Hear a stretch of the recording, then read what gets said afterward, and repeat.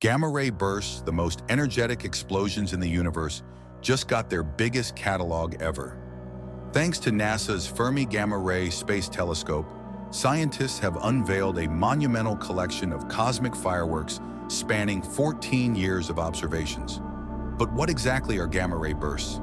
Imagine energy so intense, it's like releasing as much power as the sun will in its entire lifetime, all in just a few seconds.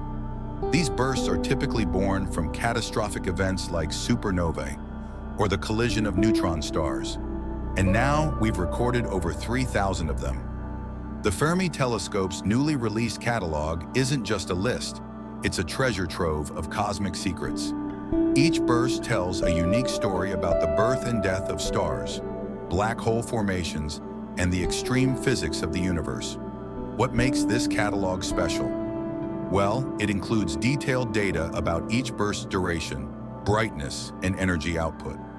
By analyzing these factors, astronomers can now better understand how these colossal explosions unfold, and even classify different types of gamma-ray bursts. One standout discovery is the ability to identify both short and long-duration gamma-ray bursts.